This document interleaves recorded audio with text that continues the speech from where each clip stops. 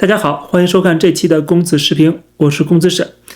举办奥林匹克运动会的目的是享受体育过程，弘扬体育精神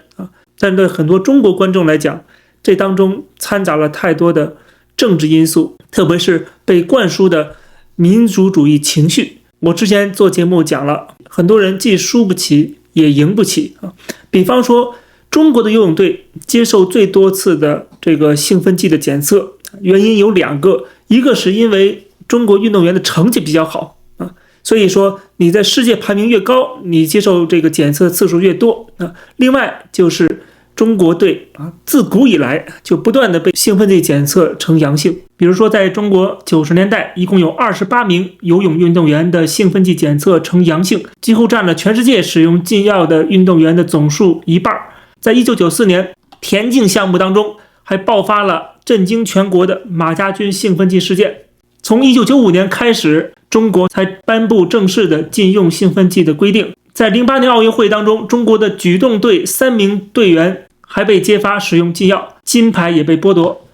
2016年里约运动会参加女子100米蝶泳决赛的陈欣怡取消奥运会资格。2020年孙杨涉嫌干预兴奋剂管控，被禁赛8年，后来减至4年3个月。然后在2021年年初又爆出23名中国游泳运动员在石家庄集训的时候被查出阳性，但是被中方找了借口，而世界反兴奋剂组织采纳了中方的说法。这有点像当年的疫情爆发的时候世界卫生组织也采纳了中国的说法，认为可防可控。几十年来不断的爆出各种各样的丑闻，特别是在最近我们看到了在东京奥运会之前还有20多名中国的游泳运动员被检查出来有问题结果还是允许他们参加奥运会了，这也引起了其他国家运动员的质疑。对这种质疑，中国的网民不愿意承认不承认自己的队伍是吃了兴奋剂，或者是有任何的作弊嫌疑，证据确凿放在面前他们都不肯承认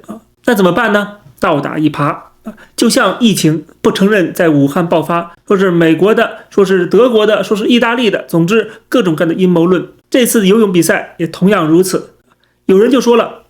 为什么只查中国队不查美国队呢？虽然这种说法根本经不起推敲，美国队也没少被查，也没有少接受检测，但是他们为了撇清中国的嫌疑，就制造出了一个阴谋论，说美国队员他们在每次比赛之后脸是红的这说明了什么呢？甚至给他们起了外号叫紫薯队。在中国很多的自媒体账号都纷纷发布相关的影片和文章，说解释一下很多白种运动员游泳之后为何会变紫皮。比如说复旦大学的一个知名的五毛学者沈毅就说，这次奥运会是美国等西方国家和媒体将药检武器化，干扰中国队训练，配合侧翼媒体水军对中国污名化。我之前说过什么？奥运比赛对于中国来讲，它不是一场运动赛，它背后是有非常清晰的政治意图的，所以才会举国体制去培养运动员去夺金，因为它可以增强民族自豪感、自信心实际上目的就是在于这是更加爱国。这个国家因为它是党国，所以说你爱国当然就是爱这个党国了，那也等于是在爱党。这跟其他国家很多运动员自己凑钱，甚至还有一些正式的工作业余时间去比赛，把它当作兴趣，有很大的差别。如果找不到赞助的话没有办法去参加奥运会的话，就可能与其失之交臂但是在中国不用担心，只要你能够出成绩，总是国家背后一定会支持你，因为他把你当做一个夺金的工具人。因为中国政府太需要执政的合法性了，他没有民主制度，没有人们的选票，他不能只是靠暴力的手段去维持统治，他还得需要大家心甘情愿的去支持他。那既然经济上现在越来越差大家这个生活越来越困苦，那怎么办呢？那么奥运会就可以给大家打鸡血。所以从东京奥运会再到巴黎奥运会都出现了这一幕，背后的逻辑一模一样，就是制造阴谋论。为什么他们获得了金牌有猫腻，而别人对我们的质疑，我们从来不会想我们自身是不是有问题，而是把它上升到敌我矛盾，西方亡我之心不死。其实你一听什么紫薯队这种说法和这种质疑，就知道不符合常识。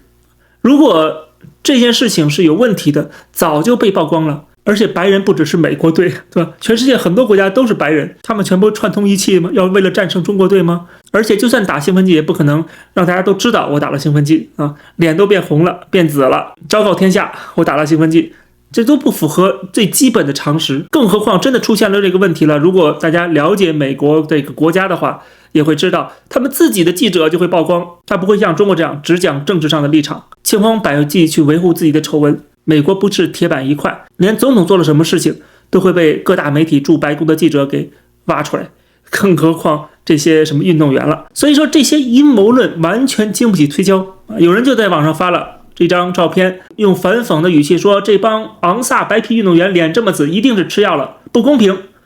然后接着说，哦，原来是我大强国的人呐，那没事了。中国的运动员游完泳之后照样脸发红发紫。结果可怕的还不是些民间的中国粉红去制造这种阴谋论，传播这种阴谋论，更可怕在于这种阴谋论出现之后，有识之士去反驳，有理有据的去分析这种阴谋论的错误之处，现在结果居然要被政府处罚。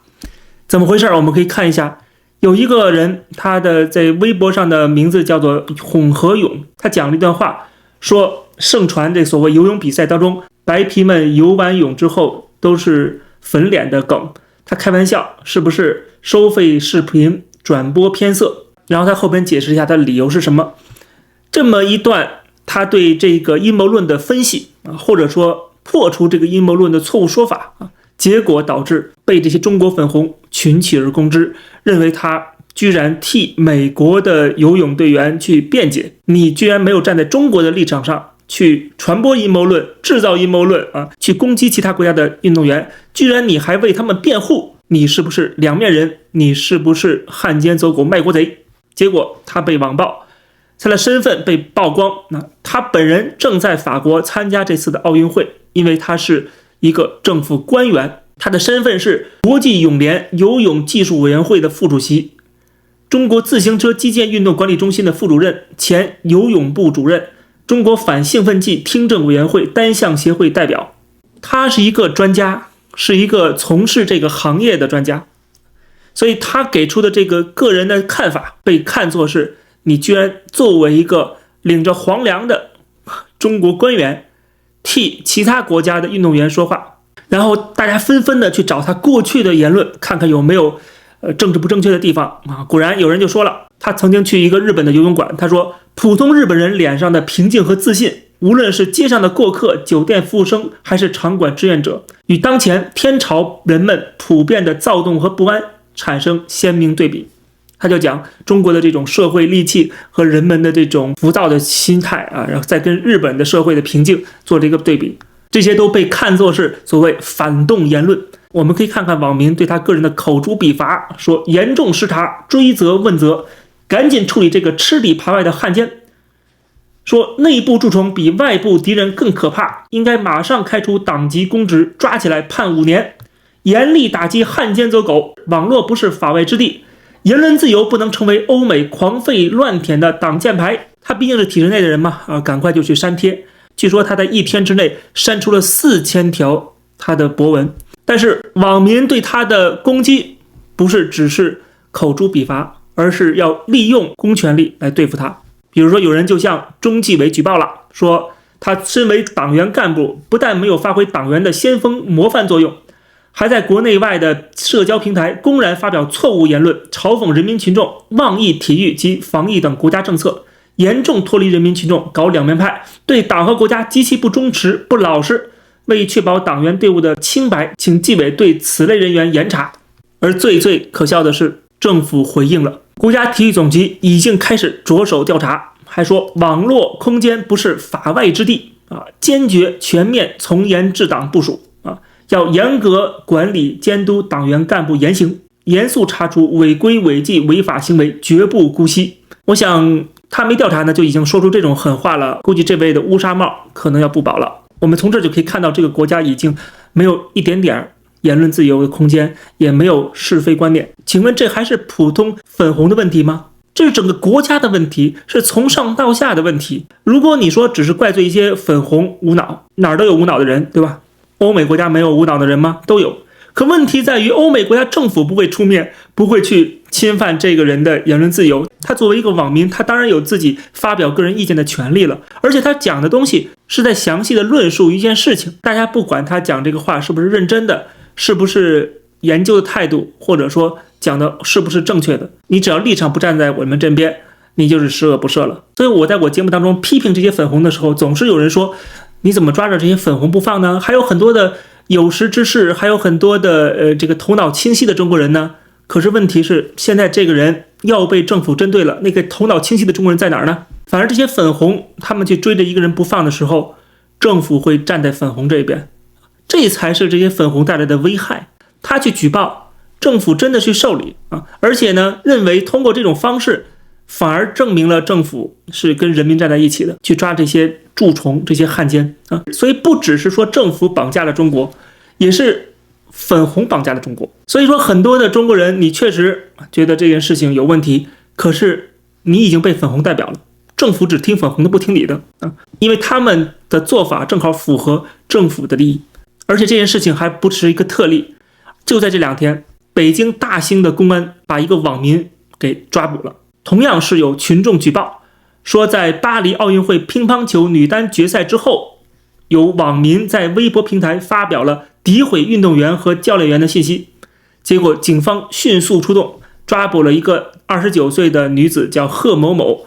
说她恶意编造信息，公然诋毁他人，造成恶劣社会影响。可是她造成什么恶劣影响了，我们都不知道。你没有告诉大家她说了什么，就说她造成了恶劣社会影响，这影响从何而来呢？就没有几个人知道她说了什么，怎么产生影响呢？不知道。但是有人举报她，政府就要行动啊，因为它涉及到了什么？涉及到了这些运动员的声誉，而运动员的声誉不只是运动员的声誉，它是国家的声誉，是举国体制的声誉，是党的声誉。所以不光是之前有一个什么英雄法案啊，所有的这些所谓的被共产党列为英雄的这些人物是不能够被批评的啊，否则你就触犯法律了。现在连这些参加奥运会运动员都有了护身符啊，因为他们代表的是国家，这个国家或者说背后的政府是不允许任何批评声音的。你别说批评了，你只要在个人观点上跟政府的大政方针有不同的地方，你都会遭到社会主义的铁拳啊。比方说清华大学的一位老师，他在微博上面发了一段话来评论最近网信办要推出的所谓这个网络身份证的这个政策。他就说现代化的国家就是让国民更自由、更解放、更富有、更文明。他说任何对国民的言论、思想自由进行严密监控的政策都与现代化国家建设的方向和目标背道而驰。而且他提到说，如果你对中国式的现代化有信心的话，有自信的话，那么就应该对国民的监控比西方现代化对国民的监控更少。你不是对自己的制度更自信吗？对吧？那你对人民的监控应该比西方国家、西方政府对人民的监控更少才对啊，为什么更多呢？对吧？他说这些话其实都是话里有话了，就告诉大家，就是让大家反省现在的中国政府的这些政策，最新的这些限制人们的行政法令啊，进行一个回应。果然被他说中了，他的这个账号被永久禁言。到目前为止，还有一些人替中国政府和中国的这些爱国粉红去辩解，我觉得是非常无力，也非常可笑。就是他们的种种的加速倒车的动作，明显要把这国家带到一个万劫不复的深渊。结果这个时候你还要替他们辩护，还要说什么中国还有好人呢？说中国还有一些有识之士啊，有用吗？对吧？现在问题在于，它不是说现在中国还有没有好人问题啊，问题在于这些坏人当道，独裁者掌权，这才是问题所在。我们要批评这个，而不是替这个国家去辩护，因为没有任何意义了。我们要的是让大家看清楚现在中国的形势有多么的恶劣，现在发展的方向是多么的错误，这样的话大家才能够看清楚，然后想办法自保，而不是自己欺骗自己，好像中国还能够继续的改革开放，还能够成功。甚至现在有人到什么程度了，有人用索尼的镜头去拍天空啊，然后说这个呈现出来的中间有一个黑点，向四周呈放射性图案，光圈越大越明显。他问是不是索尼植入了日本军旗的图形，居然有人能够用这个索尼的相机、索尼的镜头拍出这画面，他能联想到日本军旗。当然，在此之前，我们也看到了有些人看到农夫山泉的水瓶的这些设计都能够联想到日本军国主义。那么用索尼的镜头拍出的照片联想到日本军旗也不意外了。就是这些人已经疯狂到什么地步？就是从小被灌输这种仇恨洗脑教育之后，已经不能够正常思维了，什么设计都能联想到别人要害自己，别人是不是有阴谋，完全无脑的相信一些漏洞百出的阴谋论。整个社会在这种洗脑教育之下，已经普遍的智商开始下降，全民进入一种反智社会。过去在我在中国成长的时代，并不是没有这些言论，但是这些言论是很被边缘化的。大部分的人，整个社会主流是向西方学习，是改革，是制度化，是与国际接轨，引进西方的知识、文化技术等等等等，那才是社会主流。结果今天我们看到了改革开放当中的这一部分反而开始被边缘化，外资在撤离，西方技术被卡了脖子，然后我们自己国产替代，不需要西方了，同时越来越自大。当然你可以说自大某种程度上就是自卑的表现，就是因为他自卑，所以他装出很自大来，就是我们什么都行，我们什么都能够赢对方，别人如果赢了我都是阴谋我们赢别人都是理所应当的，我们永远没有错但是这背后体现出的自卑感也非常明显，就是我之前说的输不起也赢不起。